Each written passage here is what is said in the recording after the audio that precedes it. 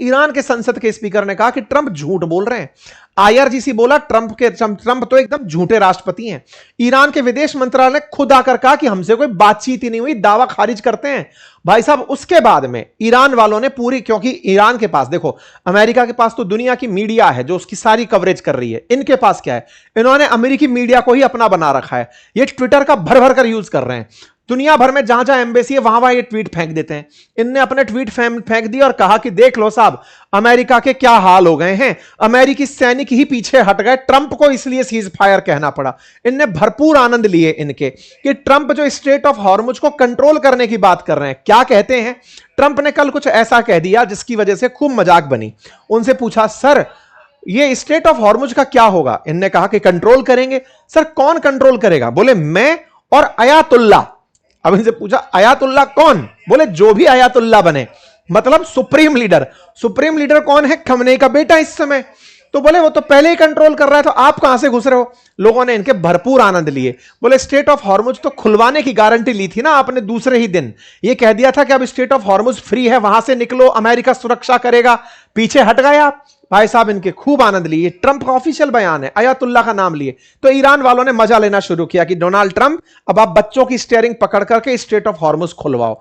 खूब आनंद लिए गए कि ये आदमी जो जमीन चोरी करने के वादे से आया था अब खुद कह रहा है कि हम बम मत फेंको। हालात खराब कर दी ईरान ने इनकी तमाम प्रकार के, और बोले अब तो हाल ये हो गया है कि इस स्ट्रेट ऑफ हॉर्मुज में अगर कोई खुश बैठा हुआ है तो फिर ये north Korea, Kim Jong Un, ये पुतिन और शी जिनपिंग है, जिनको कोई दिक्कत नहीं है। ईरानियंस ने बकायदा डोनाल्ड ट्रंप के उस समय के ट्वीट बाहर निकाले जब ओबामा के काल में ट्रंप कहते थे कि ओबामा तो ईरान पर गोला गिराना चाहते हैं।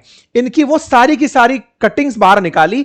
इन order to get elected, Barack Obama will start a war with Iran.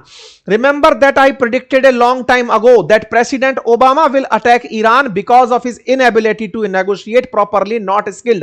लोगों ने खींच खींच करके इनके पुराने ट्वीट्स निकालने शुरू कर दिए और कहा कि माननीय आप तो खुद कहा करते थे कि ईरान से लड़ाई नहीं लड़नी चाहिए, अमेरिका के हित में नहीं है, आपको फिर से इजरायली खींच लाए और आप खिंच गए। इनको भाई साहब और तो और ओमान जो कि बिल्कुल ईरान के सामने है, उसने खुद ये अनाउंस कर दिया कि साहब इस युद्ध को ईरान ने शुरू नहीं किया था, ये अमेरिकी थे जो युद्ध के अंदर उसको घसीट करके ले गए। कुल मिलाकर ईरान ने दुनिया भर के सामने किस बात का खुलेआम पर्दाफाश कर दिया कि अमेरिका झूठ बोल रहा है, कोई नेगोशिएशन नहीं चल रहा। तो फिर सवाल है ट्रंप झूठ क्यों बोलेंगे?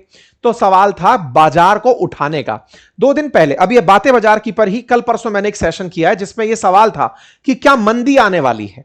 हमारा जो दूसरा यूट्यूब चैनल है उस पर हमने ये चर्चा की थी क्योंकि बाजार बहुत तेजी से नीचे जा रहा है। भारत के प्रधानमंत्री ने कल संसद में बयान दिया है, उसके बारे में थोड़ी ही देर में मैं आपको दूसरे चैनल जो हमारी अपनी पाठशाला है उस पर कंप्लीट विश्लेषण करने जा रहा हूं। उस बात का मुद्दा यह है ना कि भाई अल्टीमेटली दुनिया वाकई में इकोनॉमी के ट्रैप में फंसती जा रही है, क्राइसिस में फंस रही है, कोरोना से बुरी सिचुएशन बन रही है। कल प्रधानमंत्री ने कहा है, इनको क्या लगा कि चलो मैं एक बार बोल करके इस फ्रेम को तोड़ देता हूं, और हुआ भी ये। जैसे इन्होंने अनाउंस किया क्रिप्टो खट से भागने लगी, तेल की कीमतें गिरने लगी, डॉलर मजबूत होने, सब चीजें एकदम सुधरने लगी। मिनट 2 के अंदर सब चीजें सुधरने लगी ट्रंप के बयान से। तो ये दुनिया का ना मजाक बनाकर खेलने लग रहे हैं। तो ईरान वालों ने सबके सामने यही बात रखी और कहा कि आप लोगों को क्लियर रहे कि हम गोला चला रहे हैं। इनने उठाया और चला दिया इजराइल पर गोला। ईरान ने बढ़िया इनकी जो राजधानी तेल अवीव है उस पर उठाकर गोला मार दिया। तस्वीरें बाहर निकलकर आ गई कि लो जी कोई युद्ध विराम नहीं है, ये रहा गोला, चला दिया प्रमाण के रूप में। खूब तेल अवीव की छतें रंगीन कर दी, आसमान में खूब आतिशबाजी कर दी कि कोई सीज फायर नहीं है, दिखा दिया। तो कुल मिलाकर के ट्रंप का झूठ बोलना पकड़ा गया, ट्रंप का किसी प्रकार से जो इन्फ्लुएंस है वो खत्म होता दिखाई दिया। ईरान ने खुलेआम सबके सामने रख दिया कि यह आदमी फेक कर रहा है, और इजराइल ने भी क्लियर कर दिया कि यह आदमी फेक कर रहा है। मतलब इजराइल ने भी साफ कह दिया कि हम इसकी नहीं मानते। इजराइल उस समय भी गोला चलाता रहा जब ट्रंप कहते रहे। इन्होंने इतना तक कर दिया ईरान ने कि यूएई के अंदर जो इनका डेटा सेंटर है उस पर गोला मार दिया। सैटेलाइट इमेजेस निकालकर दिखाई कि ड्रोन ने कैसे हमला किया, छत में छेद कर दिया, बिल्कुल बोले अंदर तक जाकर डेटा सेंटर में घुस गए। ये सारी की सारी बातें हुई। ईरान ने खूब सारे कुवैत सब पर गोला चलाया। तो कुल मिलाकर ट्रंप का यह पूरा पूरा वादा फेक निकला। इसके बाद में इजराइल का भी अपनी तरफ से हमला रहा। ईरान के उर्मिया शहर पर हमला हुआ, 5 लोगों की मौत हुई। इजराइल ने ईरान पर और बेरूत पर बम चलाए।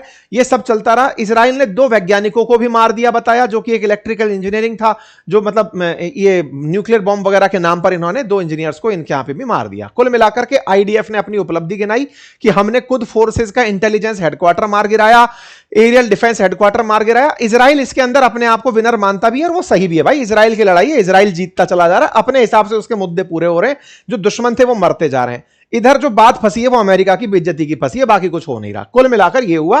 खूब तस्वीरें आई स्काई के अंदर, खूब तेल अवीव में रात को रंगीनियां देखने को मिली। इस पर फिर से ईरान वाले बाहर निकल कर आए और उन्होंने कहा कि सुनो भाई, सेंटकॉम के लीडरशिप वालों, तुम्हारे यहां का सिस्टम अब कोलैप्स कर रहा है। ट्रंप को झूठ बोलकर दुनिया के सामने सरवाइव करना पड़ रहा है। ईरान के साथ में नेगोशिएशन हुए ही नहीं तो बातचीत कहां है। ईरान की शर्तें अपनी जगह खड़ी हैं। कुल मिलाकर ट्रंप का झूठ फिर से पर्दाफाश हुआ। हम समस्त भारतीयों को इसमें किस बात का आनंद हो रहा है? हमको आनंद इस बात का हो रहा है कि यह वो व्यक्ति है जिसने हम भारतीयों का गजब बेइज्जती किया। कैसे? इसने पाकिस्तान को, जिसकी कोई औकात और वैल्यू नहीं थी, ऑपरेशन सिंदूर के अंदर कंधे पर बिठा के रख लिया और भारत को जहां तहां देखा नीचा दिखाने का प्रयास किया। मतलब कभी इतने फाइटर जेट गिर गए, कभी इतने फाइटर जेट, आप सबको मालूम है ना, 11 तक फाइटर जेट ये गिरा चुका है कि इनके 11 फाइटर जेट गिर गए थे। सब फर्जीवाड़ा। इनकी एक एक बात से पता चलता जा रहा है कि कितना झूठा आदमी है। आप इस बात का अंदाजा लगाइए कि इन्होंने अब इस कमी को भी अपनी को रक्षा मंत्री पर डाल दिया है। कल का बयान है, रात का सीज फायर अनाउंस किया था और रात को जाकर इंटरव्यू में जाके बोलते हैं कि मुझसे तो क्या, पीट हेगसेथ जो रक्षा मंत्री है ना, उसने कहा था ईरान पर हमला कर दो। यानी कि खुद भी ब्लेम लेने को तैयार नहीं है, रक्षा मंत्री पर डाल दिया। इंटरेस्टिंग है कि विकिपीडिया पर फॉल्स और misleading statement by Donald Trump नाम से पेज बना हुआ है, जिस पर इनके कंप्लीट अब तक के जो भी झूठी बातें हैं उनकी जानकारी है। मतलब इतना झूठ और प्रोपेगेंडिस्ट आदमी है ये। द हिल लिखता है, the world is watching America lose its moral compass and its global credibility. यानी कि अमेरिका अपनी क्रेडिबिलिटी खोता जा रहा है। Fake news to manipulate market. बोले ये ट्रंप ने झूठ बोल करके बाजार को खेलने के लिए यह काम किया, क्योंकि बाजार बुरी तरह रिसेशन के नजदीक जा रहा था। चर्चाएं चल रही थी कि रिसेशन आ रहा है क्या। कल हमने बातें बाजार की पर यह सेशन किया था, उस पर ये बोले बाजार के अंदर लगातार ट्रिलियंस ऑफ डॉलर गिरते जा रहे थे, गोल्ड प्राइस गिर रहे थे, बॉन्ड प्राइस गिर रहे थे, इसलिए बोले इन्होंने ऐसा किया, बाजार को उठाने के लिए ये फेक खेला गया था। तो ट्रंप का ये जो अनाउंसमेंट था ये बाजार उठाने के लिए था और हुआ भी। रात को जैसे अनाउंसमेंट हुआ, बाजार उठता हुआ ऊपर की तरफ दिखाई दे गया। तो फिर से कुल जमा अर्थ ये हुआ कि सर यदि यही सब चलता रहा तो अल्टीमेटली युद्ध रुकेगा कि नहीं, क्योंकि ये तो सब ये स्टॉक का जंप होना हो गया, ऑयल का प्राइस गिर गया ट्रंप के कहते ही, तो ट्रंप इफेक्टिव तो है ही। तो क्या अब ये फेक न्यूज की वजह से जो हुआ, क्या ये रियल में होता दिखेगा? देखो, ट्रंप ने अगर फेक न्यूज की बेइज्जती करा ही ली है तो अब उसको फेक को भी वो सही करने, सिद्ध करने निकलेंगे। धीरे धीरे वो सीज फायर की तरफ बढ़ रहे हैं, उनका एग्रेशन घट रहा है। अभी कुछ देर पहले भी मैं एनडीटीवी में था, मैंने वहां पर एक जानकारी दी थी और वहां पर मैंने एक बात बोली थी कि अब ईरान जिस पोजीशन में पहुंचा दिया गया है ना, उसके अंदर से फियर खत्म कर दिया गया है। लीडरशिप खत्म हो गई, इंफ्रास्ट्रक्चर टूट गया, बहुत बुरी हाल में था। अब तो ईरान के पास जो भी है वो है गुंडागिर्दी, नेगोशिएटिंग पावर। वही वाली बात कि आपकी गाड़ी बहुत तेज चल रही है, उसके पास कंकर है फेंकने के लिए ताकि वो शीशा फोड़ सके, तो उसके पास में वेस्ट एशिया के सारे देश हैं कि तुम उसे मारोगे, वो वेस्ट एशिया के देशों में चाहे कतर हो, चाहे ये आपका यूएई हो, चाहे सऊदी हो, इन पर गोला मार के इनको डराएगा और स्ट्रेट ऑफ हॉर्मुज को कंट्रोल करके वो पूरी तरह से यातायात को रोककर नेगोशिएट करेगा।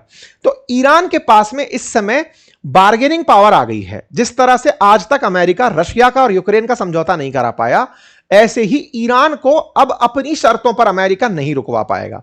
ईरान की कुछ तो इन्हें माननी ही पड़ेंगी। हो सकता है उनमें पहली चीज यही मान ली जाए कि हां भाई 2 महीने तक इनके तेल पर से प्रतिबंध हटाया जाता है, कुछ भी हो।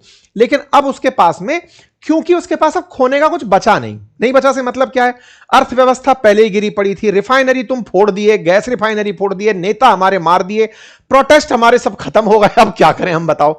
अब हमारे पास तुमको नुकसान पहुंचाने के अलावा कुछ नहीं है। कल को अमेरिका यह कह दे कि स्ट्रेट ऑफ हॉर्मुज पूरी तरह से मैंने शांत करा दी, जहाज निकल जाओ, फिर भी कोई नहीं निकलेगा जब तक ईरान ना कह दे कि जाओ निकल जाओ। क्यों? क्योंकि गलती से भी एक शहीद ड्रोन उड़कर आया और किसी तेल के जहाज पर गिर गया तो करोड़ों रुपया डूब गया। तो इंश्योरेंस में एक डर बना हुआ है कि ईरान पहले गारंटी दे, हम उसकी गारंटी मानेंगे। तो उसके पास अब नेगोशिएशन पावर ज्यादा आ गई है।